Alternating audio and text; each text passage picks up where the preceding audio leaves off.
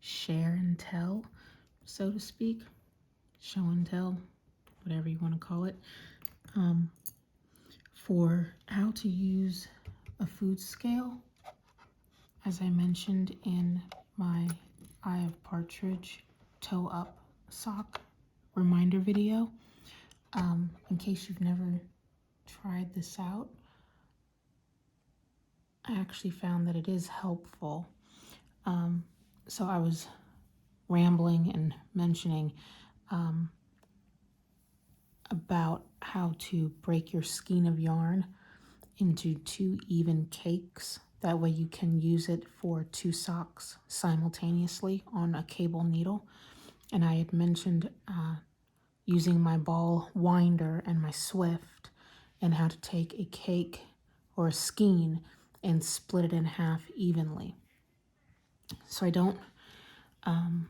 really don't feel like taking out my Swift or my ball winder right now, but I can do that if anyone ever asks. I can always do a reminder video on how to use something like that. But this is how I basically weigh out yarn and split it evenly so I can use it for 2 socks at a time when I knit. So if you've never done this, this might be helpful for you. So this little gadget is just a plain old food scale. Got it on Amazon for, I don't know, probably less than $10. Power button goes on, and it goes in different units. So right now it was on grams, now it's on pound, ounce, regular ounce, milligram, and it's back on gram. I want it on gram because when we buy our skeins of yarn, on the label it does show how many grams are in the yarn skein. So let's see what this weighs. Right now it's at 14 grams. So for my socks, from my Eye of Partridge heel, my Eye of Partridge heel reminder videos where I'm knitting from toe up, those toe up socks, I'm going to split this into 2 cakes, 7 and 7. That way I can knit the cuffs simultaneously and be perfectly even. So to do that, it's super easy, and you probably already know the answer to this, but I'm going to wind this little cake and just sit here and wind it and try to get it so that it weighs, instead of 14, it'll weigh 7. And that's all you have to do. It's super easy. And when you're using a large skein, just a regular, let's say, fingering weight, where it's 400 some odd yards, which I believe offhand is probably like 100 grams without checking my stash to triple check. You would just unwind it, put it on your put it on your Swift, your yarn Swift, and start caking it up.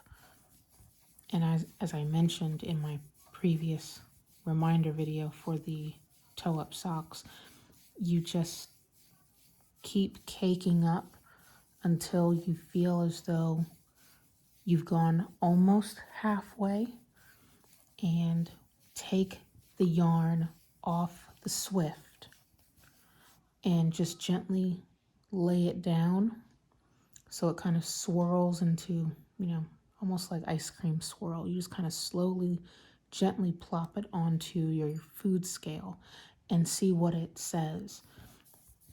And if it's at 50 grams, then you know your cake on your ball winder is at 50 grams if it's 100 skeins total, or 100 grams total. So let's see. This looks about halfway. So I'm going to plop that down and see what we got. Ha, go figure, 7. So I'm going to take this off my hand.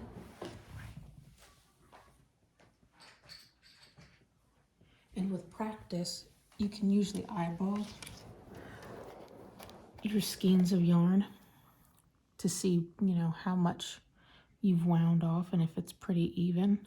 Sometimes you're off, sometimes that's just sheer luck. So there we go.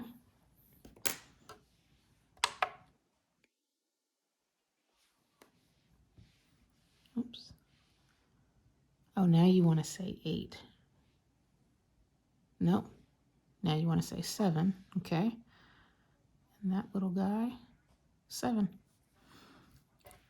So this one's just messy, a little bit tighter, but now I know I have 2 even amounts for my cuffs, and I can go ahead and use these to finish up my socks once I'm ready to start the cuff.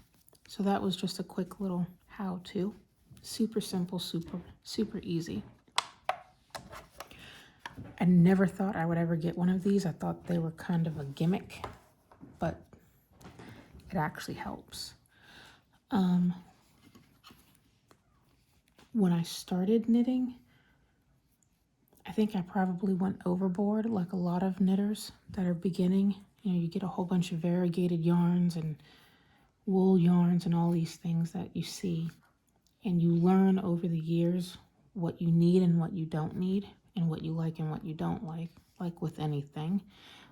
So always definitely have, for tools at least, the food scale.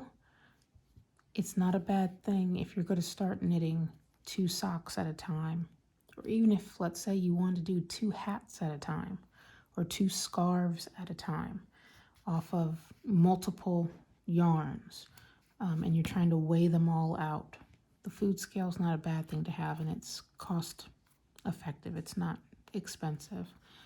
Good pair of sharp scissors. I had mentioned for beginners, wooden needles. I still have these, and I'm not sure why. I need to donate these because I don't use them anymore. But these are the Clover brand. Let's see if it will pick up. There it is. Clover brand, usually found at like Michael's or Joann Fabrics or AC Moore when they were still in business.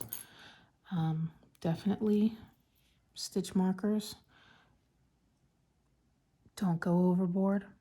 I do, but I don't suggest that people go overboard unless you really like the fun, whimsical stitch markers, but they cost a lot. So that's why I say that when you're a beginner and you're just learning, and you're learning whether or not you want to stick with your craft of knitting or crochet, stick with these tiny little cheap, what I call light bulb stitch markers. And when you know you're going to stick with knitting and crocheting, then you can move into stitch markers that actually show direction, which are helpful. Trust me, they're extremely helpful. And then the novelty ones, which are just absolutely adorable. I get all of my stitch markers practically from Simply Serving HK. There's another shop, Elvira, on Instagram. I cannot remember the name of her shop. I'll have to look that back up and write it down in the description box. And Katrinkles has great tools as well. That's where I got these little directional stitch markers. But these little light bulb guys, you can get those on Amazon for a couple dollars, and you can get them in a pack of hundreds for a couple of dollars. So super cheap. And I do use these not just for hanging stitch markers, but when I have large projects with multiple repeats, like a shawl. I have like a whole bunch of Harry Potter stitch markers, and I'll line them all up in between the repeats. And then if I have additional repeats and I just need to see everything visually, I'll add additional stitch markers, and it'll be the little light bulbs. It just depends on preference. Not everyone is a fan of the double points, as if anyone's watching or cares. The Eye of Partridge heel. I do like to have my heels and my toes knitted on double points. I prefer that over using a circular needle because I just like the space. But some folks find these to be finicky. These are the Hiya Sharps, and they are sharp. So if you don't like the restriction, so to speak, of working with straight needles, because they don't bend, they don't give, you're literally working on a square that is making a tube. If you want something that gives you a little bit more flexibility, I was told about these and got a whole bunch in different sizes. These are flexi flips, I think they're called. And these are Hiya Sharps also. But they act like the double pointed needles, except you can bend them. So you get these in a set of at least 5, just like you would with double points. They come in sets of 5, and you use them identically. There's no difference. So if you're doing a heel, you can have these and everything bends.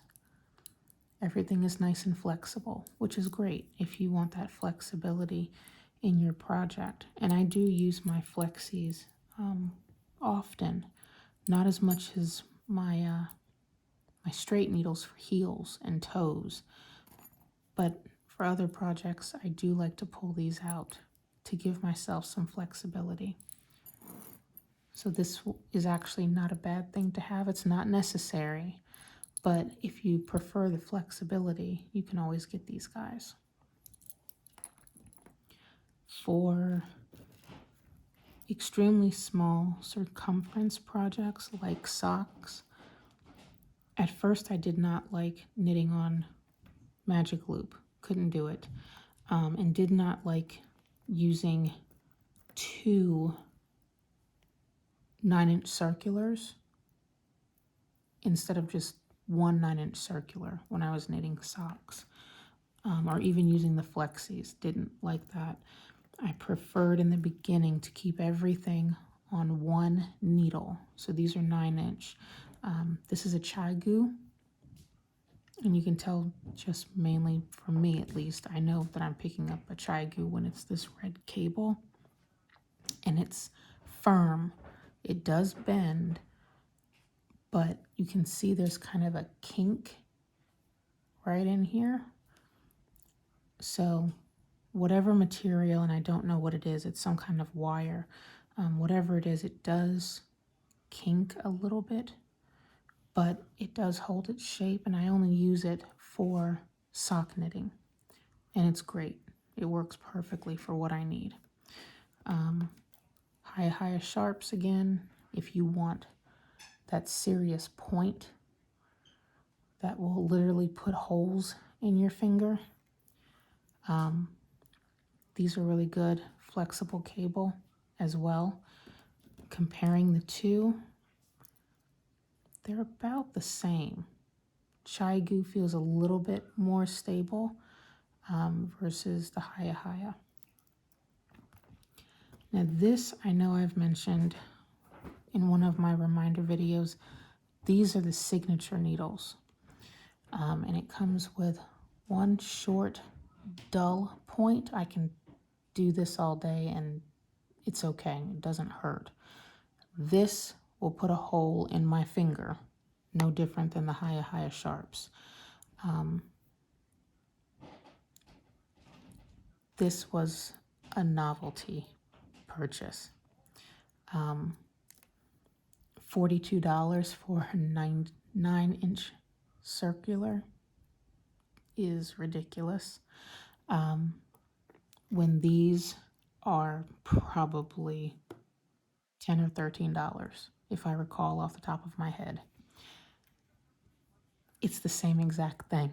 So Chigu, Haya, even Addies, ADDI, Addies, much better for beginners. And even experienced knitters, whatever experienced knitter is supposed to mean.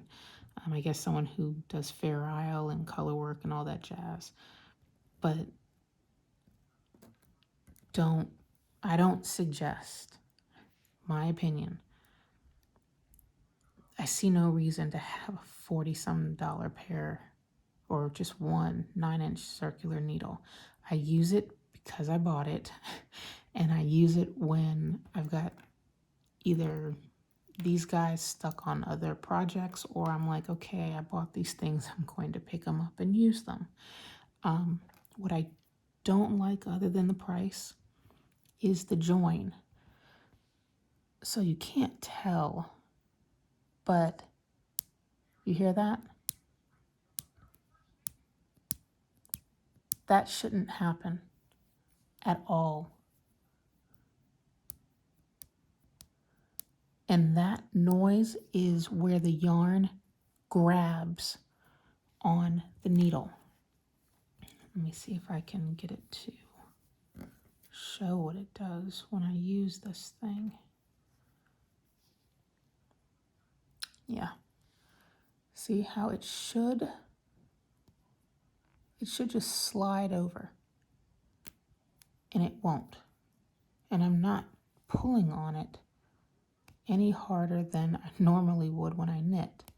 And it's pulling on the yarn, it's gripping it, it's stopping it from just going across, which is crazy. The join is awful. It should not do that. It shouldn't at all. There's no other way for me to say it. If I do it here, tie that, hold that, see if I can get that to show. Oops. Okay.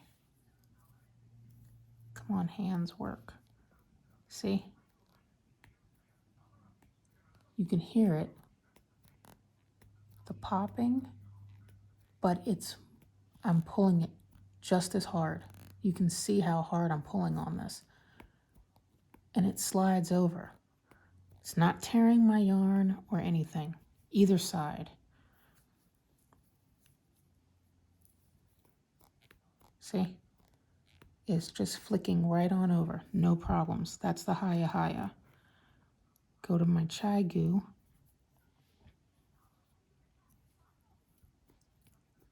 Even slicker. The join is perfect. There's no resistance. There's no gripping of the yarn in that join where the cable and the needle connect. But again, with this $40-some signature needle, same tension. Straighten this out.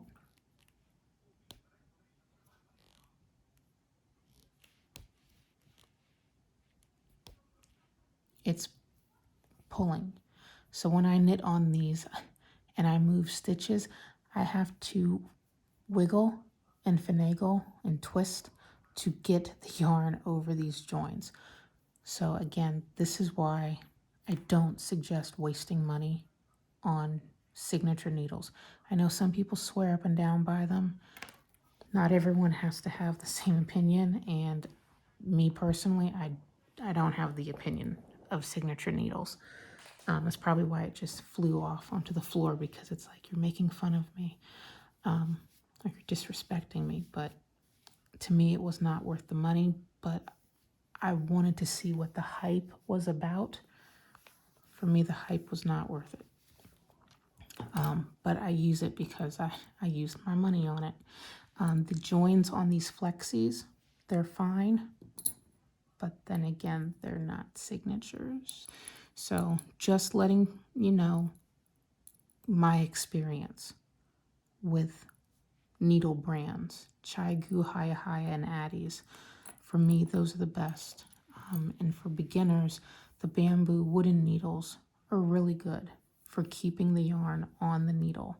But if you want something that's nice and slick, where the stitches just go, go, go, then you would move to the metal needles. Interchangeables are really nice. And these are Chigus that I was gifted for Christmas. These are the smaller lace weight ones. And these are definitely an investment. A whole set, which is this. And of course I would have some on the cables already. This is the set that you get, and these would go right in here. This is what you get, and if I recall, this was close to $100. Is it worth it? It depends if you're going to use these. I use them, so for me, it's great. I can connect.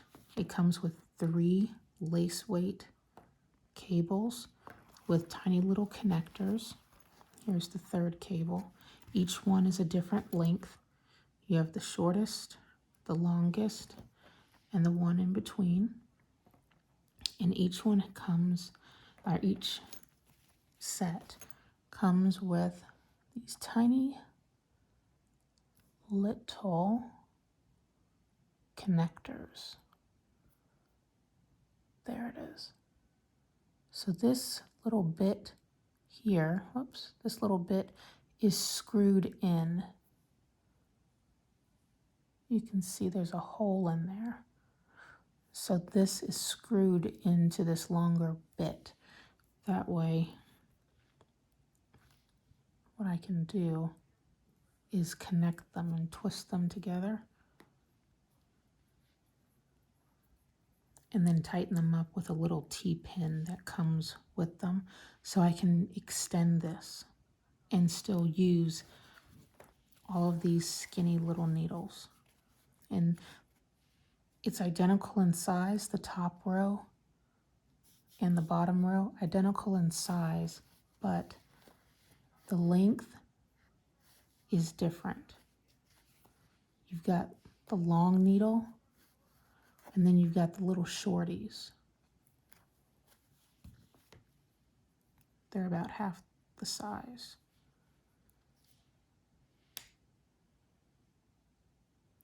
So I like to, I use them on their own, the shorty for socks, or I'll use the long needle maybe for hats, or you can actually use them at the same exact time, same size needle on one cable, and work with each size, the long and the short at the same time. It's just personal preference. But these interchangeables, they are costly, but if you're actually going to use them, they're worth the money. I have unfortunately broken one of these lace weight cables. The join, I was pulling too hard is what it was, because I've had these for a couple of years now and never had a problem. But I was using a thicker yarn. I was not using fingering weight. I believe it was a DK weight or thicker. Trying to get a really tight fiber, sorry, not fiber, tighter fabric. And I was using my lace weights with the lace weight cable, and it was just overpowering, and it ended up breaking the join. It pulled the wire right out. So don't do that. But if you ever need to get a replacement or just get additional cables, you can find these on Amazon too. And it does come, that's what this little zipper is for. Comes with some little stitch markers. These are just some stoppers for the ends of the cables. Take the needle off and plop these on and twist them in. That way your stitches won't come off the needle. And then just use the T-pin to put in the hole. You would stick a T-pin see, where is it? Right in here. Stick one in there and then find the other holes. I have 3 because there's a connector in here. Put a T-pin in the hole and just twist in opposite directions and it'll untwist itself. And it's only coming off because I never tightened it with the T-pins. You have to tighten it with the T-pins, otherwise you can do what I just did, which is just take it off.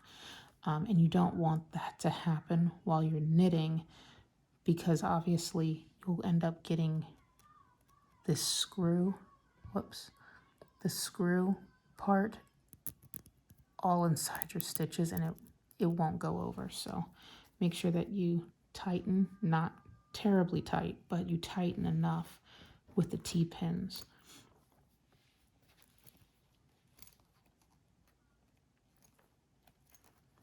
So that's the lace weight Chai Goose.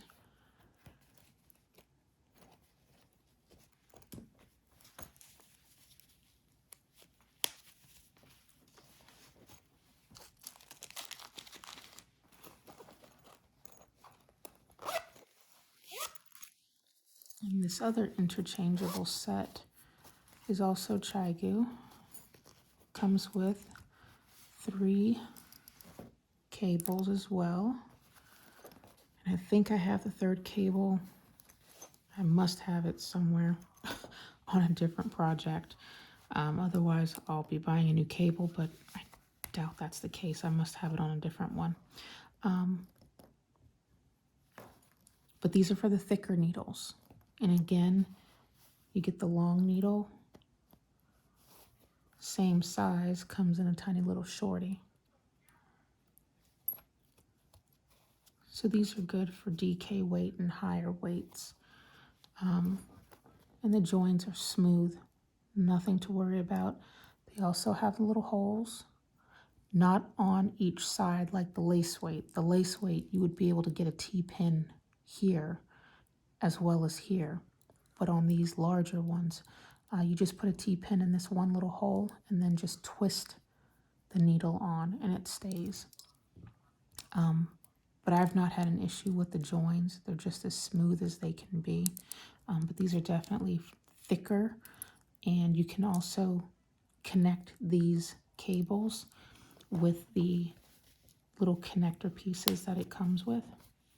And it's going to bug me that I don't know where my other cable is. I'll have to look for that.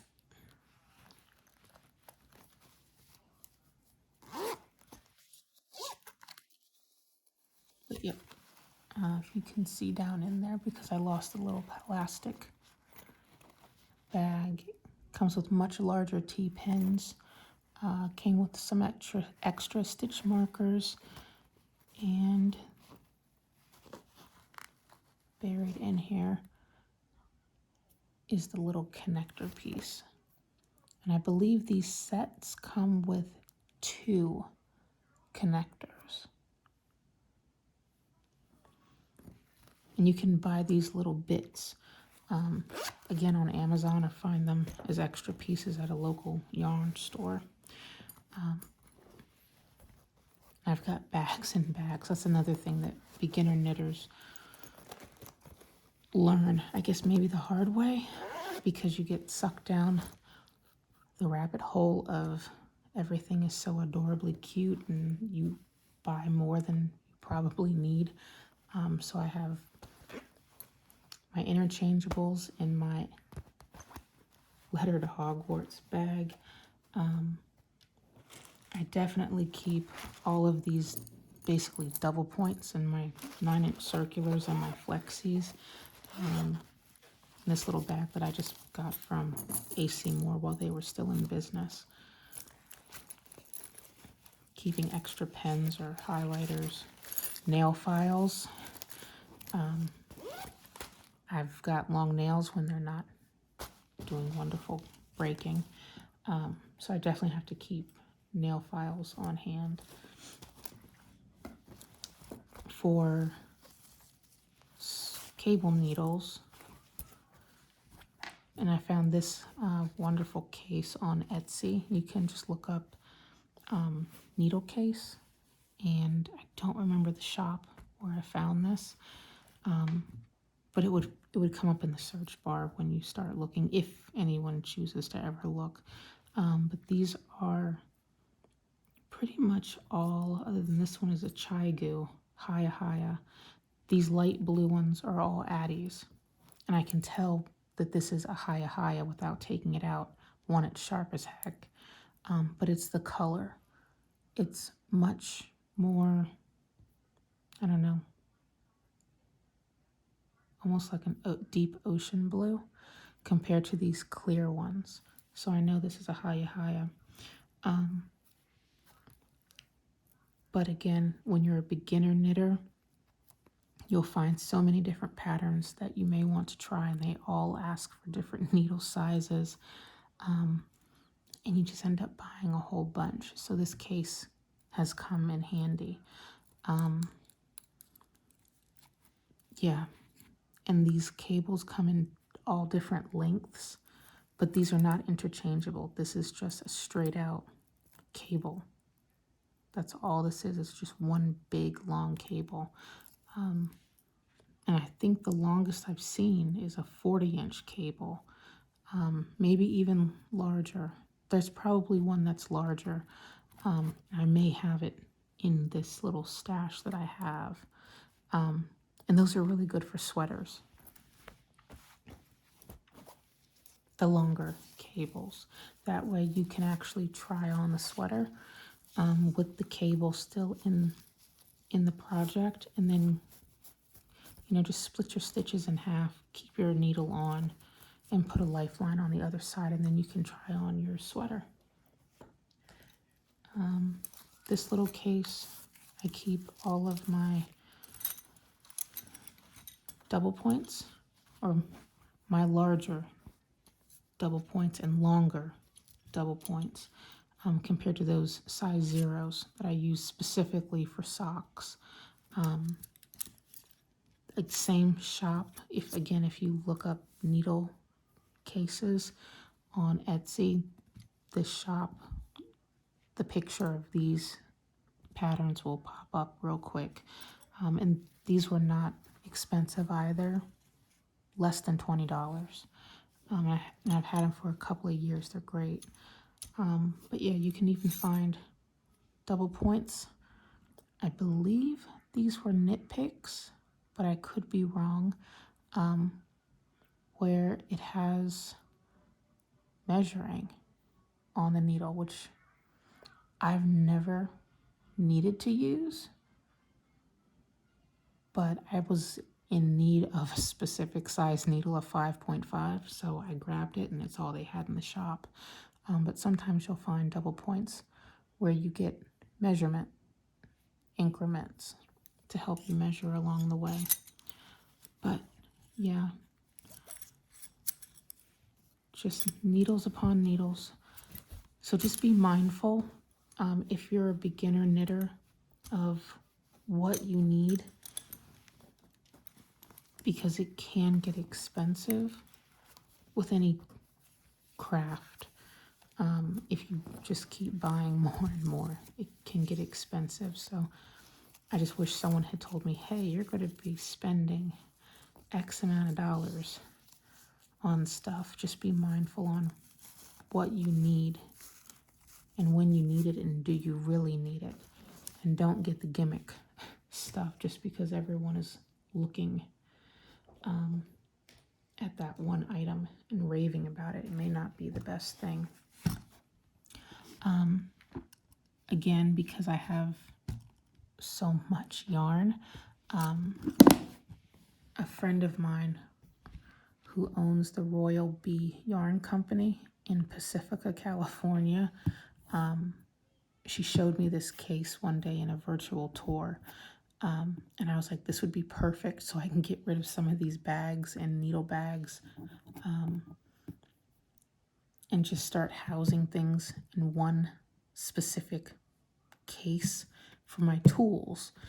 So this Namaste bag, it's not cheap, I'll warn you, but it is nice because, and and I found it's very worth it. One, it's deep as all get out. Can definitely stick as much as I want down in here. My lifelines, my wonderful friend gifted me this vintage bag. She knows I love the 40s. These little doodads you can put on your cable needles. Stuff the needle inside, and it says snap on both sides. You would snap, put your needle in as such, but it would be, your needle would go right in here where my finger is, and they would slide in. That way your stitches hang out here, and this little snap kind of holds. So that's a cute little thing. But the Namaste box comes with this little bag, and it just snaps on with little magnets. So you can put, like I have, extra stitch counters, stitch markers, scrap yarn, anything you want. So it's a great little housing case for every tool bag that I have, because of course when I started knitting I kept getting more and more stuff. So just some little things to show, and just kind of words of warning: don't go overboard if you don't want to, or if you don't have to. But one good suggestion, and you probably saw in my last reminder video for the toe-up sock, the light change, it was because I was wearing this and forgot to turn it off. It's just a reading light, but these things for me were a lifesaver. Knitting in the evening, they definitely help to put light right on your stitches, and it just hangs right on your neck. You know, your head would be here, here's your neck, and you can bend these any which way if you've never seen these before, and I had never seen them. But I got tired of sitting in light that just wasn't bright enough, and finally found these little buggers on Amazon. Ended up getting two, that way when one runs down I can grab the other one and, you know, swap and keep one charging as the other one's going to be on my neck. The last thing I kind of wanted to show and tell, and I don't know why, is probably because this book is gorgeous and I just purchased it. Mainly because I really do like knitting socks, and I'm wanting to do more and more color work. And something about these designs were just absolutely phenomenal. Especially this blue forest, even these. And this was, I don't know, less than 20 bucks on Amazon, if anyone's interested. But the sock patterns are just absolutely amazing. Especially this cherry blossom. That is actually a face knitted into a sock, which is crazy. So I definitely will be doing these patterns, but just be aware if this is something that catches your eye, it's a lot of charts. So you definitely have to be able to read chart work because there's only so much in the instructions. So you really don't get instructions, but you definitely have to work off the charts. And there's a lot of charts in here, but they're absolutely gorgeous, and you just, you know, pick the colors that you like and knit them up. But yeah, I thought I would share this gorgeous book with patterns, sock patterns that I just found. And that's another thing for beginner knitters. You can go overboard buying books. Start with Ravelry or any other website that may hold free yarn patterns, definitely go for the free ones first, and see what you can find. Otherwise, you know, buying books is great, but you're going to start, you know, buying more and more. So just to be budget friendly. But Ravelry is a great site. I know there's a bunch of other ones out there. I believe Biscotti Yarns also provides free patterns, and Espace Tricot is another one, especially the Campfire Cozy Shawl. That's free, and that is a fun shawl knit. That's a huge shawl. It's more like a blanket, which is really, really nice on cold fall nights by like a fire pit. I love that shawl.